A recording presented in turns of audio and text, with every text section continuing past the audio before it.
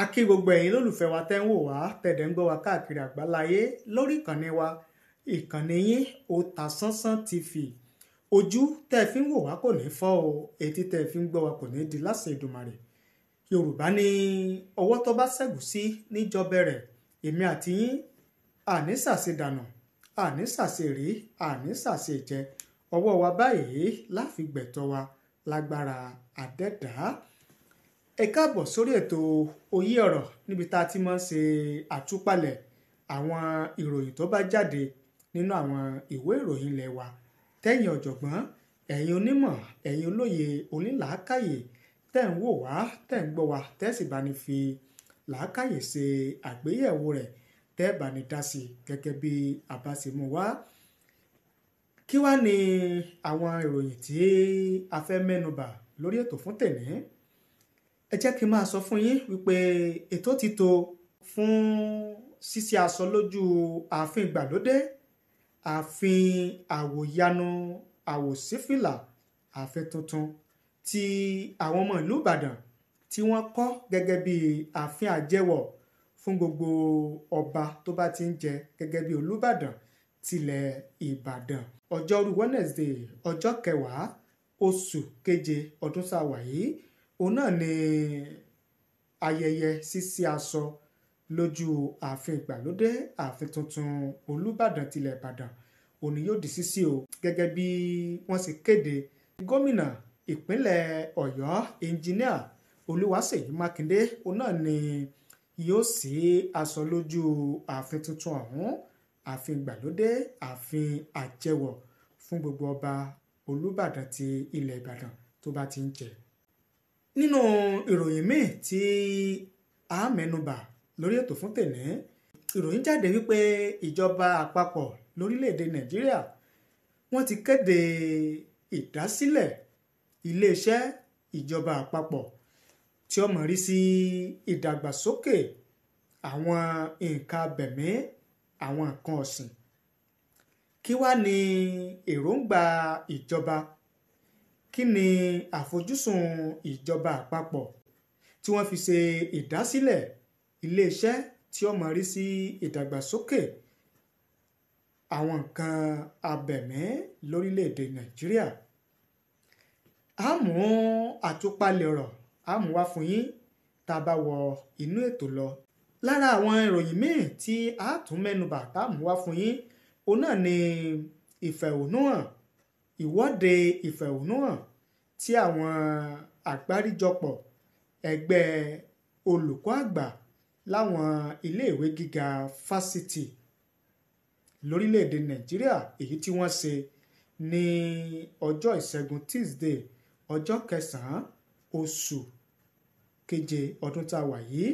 Wọ́n ní àwọn ṣe ìwọ́de yìí láti béèrè ẹ̀tọ́ àwọn léyìí tí ìjọba àpapọ̀ tó jẹ àwọn bí owó oṣù àti àwọn nǹkan àjẹmẹ́nú míì tó jẹ́ ti ẹ̀tọ́ àwọn, ṣùgbọ́n tí àwọn ò rí gbà látọwọ́ ìjọba àpapọ̀ láti bí oṣù 4 sẹ́yìn. Káàkiri inú ọgbà iléèwé fásitì káàkiri orílẹ̀-èdè Nàìjíríà, òun náà ni ìfẹ̀hónúhàn yẹn ti wáyé. Báwo ló sì lọ? Kí ni ọ̀rọ̀ tí àwọn ẹgbẹ́ olùkọ́ àgbà láwọn iléèwé fásitì tí wọ́n sọ, tí wọ́n bá àwọn oníròyìn sọ? A mú wá fún yín tá a bá wọ inú ètò lọ. Ṣùgbọ́n kí a tó wá tẹ̀síwájú, ẹ jẹ́ ká dókè lọ́hùn ká gbọ́ nǹkan tí wọ́n ní fún wa. Tá a bá wá padà dé, a tẹ̀síwájú lórí ètò. Ẹ má tí ì lọ o, a sì wà lórí ètò. Ẹ kú kalẹ̀, à ń padà bọ̀.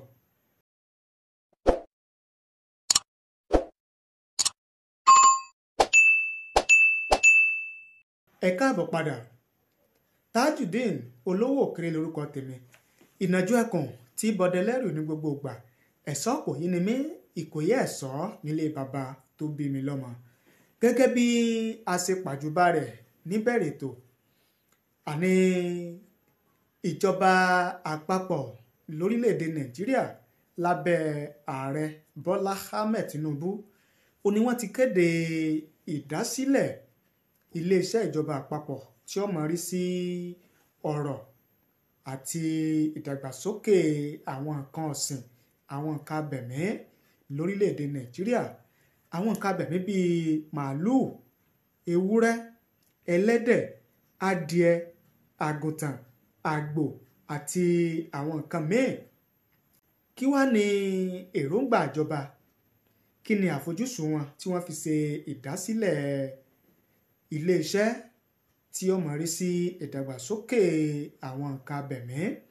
Gẹ́gẹ́ bí ìròyìn ṣe gbé, bí ìròyìn ṣe kọ, wọ́n ní ìdásílẹ̀ iléeṣẹ́ tí ó máa rí sí ọ̀rọ̀ tó jẹ mọ́ nǹkan abẹ̀mí lórílẹ̀‐èdè Nàìjíríà ó ní láti dẹ́kun wàhálà ìjàngbọ̀n tó máa ń wáyé láàrin àwọn darandaran àti àwọn àgbẹ̀ lórílẹ̀‐èdè Nàìjíríà. Wọ́n ní tá a bá sì gbàgbé, tá a bá rántí wípé ó ti pẹ́ tí awuyewuye ogúnmi ọ̀tẹ̀mí tó ti ń wáyé láàrin àwọn darandaran màálùú àti àwọn àgbẹ̀ káàkiri orígun mẹ́rẹ̀ẹ̀rin orílẹ̀‐èdè Nàìjíríà. Ṣùgbọ́n wọ́n ní bí ìdásílẹ̀ iléeṣẹ́ tí ó mọ̀ rí sí nǹkan abẹ̀mí bó ṣe di dídásílẹ̀ yìí, òun náà ni yóò fòpin sí wàhálà ìjàngbọ̀n tó máa ń wáyé láàrin àwọn darandaran àti àwọn àgbẹ̀ lórílẹ̀‐èdè Nàìjíríà. Ìròyìn gbé, ìròyìn kọ. Báwo ni ìròyìn ṣe gbé? Báwo ni ìròyìn ṣe kọ? Ẹ farabalẹ̀, ẹ jẹ́ kí a mú wá fún yín. President Bola Tinubu has approved the creation of a new Ministry of Livestock Development. This came as he inaugurated the renewed Hope Livestock Reform Implementation Committee at the State House, Abuja, on Tuesday. The commitment is mandated to provide sector-focused solutions to address the age-long farmers' herders crisis. On September 14, 2023, the National Livestock Reforms Committee recommended that Tinubu create a Ministry of Livestock Resources to, among other deliverables, reduce the decade-long gory conflict between farmers and nomadic cattle herders nationwide. Former Kano State Governor and Chairman of the All Progressive Congress, Chairman Abdullahi Ganduje, disclosed this to State House correspondents shortly after he led the committee in an audience with the president at the Aso Rock Villa, Abuja. It formed part of 21 recommendations captured in a document submitted to the president to enhance the federal government's holistic response to the lingering cases of bloodshed. The document spelled details of the proposed solution, where the committee advocated a reform agenda examining conflict mitigation and resource management. This agenda should include the establishment and resuscitation of grazing reserves as suggested by many experts and well-meaning Nigerians, and other methods of land utilization. Quotes, create the Ministry of Livestock Resources in line with practice in many other West African countries. In the alternatives, federal and state governments should expand the scope of existing Department of Livestock Production to address broader needs of the industry. Ganduje, who explained the complexity of the challenge at the time, said the government's approach must address the four kinds of herders: those who settle at home, nomadic herdsmen traversing the country, those from neighboring West African countries, as well as those who have settled among certain ethnic tribes and indigenized. He lamented the sector's low productivity, saying it made Nigeria import independent, draining scars of foreign reserves for importing dairy, meat, and other livestock products. Similarly, Ganduje argued that the conflict are resulting in killings of citizens and loss of livelihoods, further affecting peaceful coexistence in the country. The report grew out of the urgent need to reform and develop the livestock industry and to provide solutions to the age-long conflict between herders and farmers in Nigeria. But to find the solution to achieve the desired goals, you will need a strong institution. We recommended the establishment of the Ministry of Livestock and subsequent agencies so that various aspects of the recommendations will have appropriate institutions for implementation. The APC Lesman explained 10 months ago. He noted that committee also recommended a funding source, including inflows from international organizations, the private sectors, and the governments. Ẹ káàbọ̀ padà. Gẹ́gẹ́ bí ìwé ìròyìn Punch bí wọ́n ṣe gbé bí wọ́n ṣe kọ òun náà ni àtìmúwá fún yín tí ẹ̀yin náà ti gbọ́ yẹn. Pẹ̀lú eléyìí tí àwa mú wá yìí, kí ni èrò yín, kí ni ìwòye yín lórí ìdásílẹ̀ iléeṣẹ́ ìjọba àpapọ̀ tí ó máa rí sí ìdàgbàsókè nǹkan ọ̀sìn, nǹkan abẹ̀mí lórílẹ̀‐èdè Nàìjíríà? Ẹ fi èrò yín, ẹ fi ìwòye yín, ẹ fi ṣọwọ́ sí wa láàyè comment nísàlẹ̀ fídíò yìí. A kà á sì ṣe àgbéyẹ̀wò rẹ̀ gẹ́gẹ́ bí ìṣe wa. Ìyẹn báyẹn. Nínú ìròyìn míì tí a pàjùbà rẹ̀ níbẹ̀rẹ̀ ètò, ó ní ìwọ́de ìfẹ̀hónúhàn èyí tí àwọn àgbáríjọpọ̀ olùkọ́ níléèwé gíga fásitì káàkiri orílẹ̀-èdè Nàìjíríà èyí tí wọ́n ṣe ní ọjọ́ ìṣẹ́gun Tuesday ọjọ́ 9 oṣù keje ọdún tí a wà yìí káàkiri ọgbà àwọn iléèwé gíga fásitì lórílẹ̀-èdè Nàìjíríà. Òun náà ni ìfẹ̀hónúhàn ló ti wáyé. Ẹ jẹ́ ká gbọ́ ohun tí wọ́n bá wọn oníròyìn sọ lásìkò ìwọ́de ìfẹ̀hónúhàn tí wọ́n ṣe ní ọjọ́ ìṣẹ́gun ọjọ́ Tuesday ọjọ́ 9 oṣù keje ọdún tá a wà yìí. Ọlọ́run má sì jẹ́ rí nǹkan burúkú ẹ̀ ní azadi nígbà tí ò bá ṣe dábì iṣẹ́ tá a bá manage tó bá lọ kú pàmò ṣé kìí ṣe wàhálà ni. Ẹ̀kejì, gbogbo àdéhùn tíjọba bá wa ṣe òfò ni bàbó ni. Wọ́n ṣàdéhùn, wọ́n tọwọ́ bọ̀wé, wọn ò ní fún wa ní ìwé tó tọwọ́ bọ̀, wọ́n làwọn tọwọ́ bọ̀wé. Tó bá máa dọdún kan ọdún méjì, ibi tá a ti bẹ̀rẹ̀ náà látún padà sí. Láì ṣàgọ́ ẹlẹ́fọ̀n. Ẹ ṣe púpọ̀, ẹ bá mi dárúkọ yín. Orúkọ mi ni Olúbíyì Olútọ́lá, igbákejì alága ẹgbẹ́ SANU University of Ibadan. February wọ́n stop wage award. Yes, sir. Oya, let's do this. The chairman, sir. The chairman is back.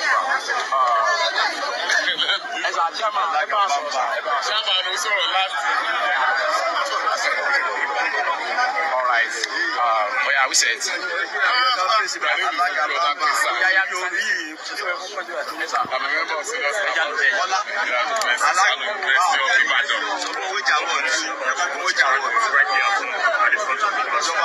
By the grace of God, today we are protesting the non-payment of our 4 months with test salary.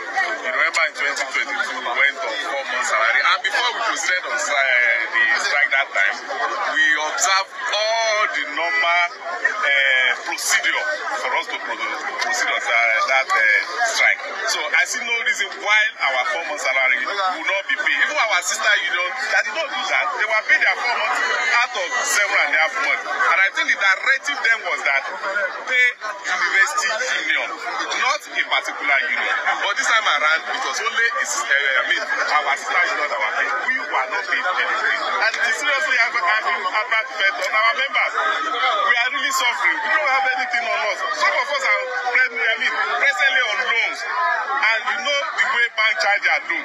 Whether you pay or not, something is accumulating. And by the time the 4 months is paid now, from 2002, what do you think will happen to some of our members? That's why we are saying, right now, it is the time for us to get our 4 months salary.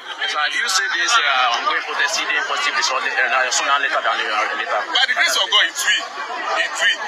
We are praying for them. That they listen to us. Because if they don't listen, see, our national union has given us directive that we should have a protest today, and by next week, don't forget another one is holding in Abuja. We will not be there, but we want to believe before then something good will come out of this.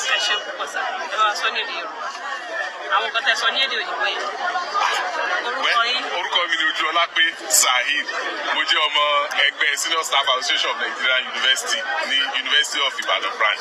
So nǹkan tí mò ń sọ ni wípé ní 2022 tí a lọ sí tàbí ní ìfẹ̀hónúhàn tá a ṣe nígbà yẹn, gbogbo ìlànà tó yẹ ká gbà kó tó di pé a lọ fún strike yẹn, gbogbo ẹ̀ látẹ̀lé tí the then Minister of Education Wike tó dẹ̀ confam ẹ̀ wípé no not Wike kìnìún yẹn Ngige ó confam ẹ̀ wípé the non-teaching staff follow all the due procedure kó tó di pa lọ sí strike yẹn.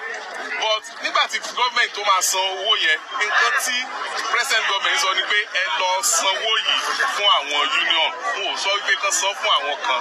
So àwọn tí wọ́n lọ ọdún méje, oṣù méje àti àbọ̀, wọ́n fún wọn lóṣù mẹ́rin. Àwa táwa lóṣù mẹ́rin kò fáwa ní kankan nu wa. Ẹ̀dẹ̀ mọ́gbà ìpè ọjà kan náà ní gbogbo wa jọ ń lọ. Àwọn mẹ́mbà wa náà yá owó. Táwa lórí lóhùn ẹ̀ mọ̀ pé àtọ̀sí tó ìṣe ìjọba ti fẹ́ ṣe owó náà la owó yá yìí la fi sustain ara wa. So tábàdé yẹ owó yìí báńkì charge interest lọ. Wọn ò dá interest yẹn dúró, kò lè sí ọ̀nà. Nísìnyí ṣe rí nísìnyí. Somebody like me nísìnyí, arúgbó ni mo ti ń wá. Epo 3,000 naira ni mo rà every day because of the current increment lórí owó epo. Now, as at anything, we are hearing another thing. People in Abuja, the current price of petrol is now 1,100. How do you expect us to go? And they want us to come to work every day. So, ìrètí wa ni pé à ń bẹ ìjọba kí wọ́n má jẹ́ kí kinní yìí ó ju bó ṣe wà yìí lọ. Lọ́wọ́lọ́wọ́ báyìí, àṣetá àti fa ìjọba torí kíni gbogbo nǹkan tá à ń ṣe límítẹ̀ sínú ọgbà wa àjáde síta. Ṣùgbọ́n ẹ mọ́ gbàgbé ńgbà mí o, tí wọ́n bá sún yàn kan ọ̀gìrì, nǹkan tí wọ́n expect ó lè ṣe. Ojúọlápé Saheed, ọmọ ẹgbẹ́ Senior Staff Association of Nigeria University.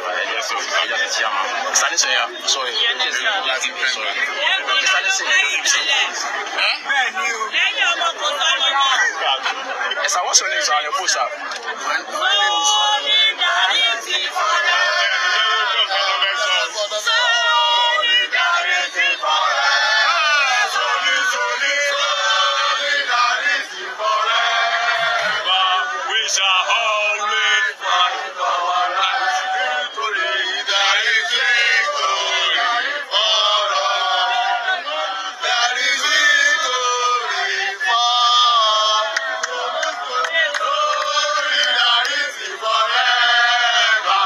We shall always fight for our rights. Victory, there is victory for all. Victory, there is victory for all.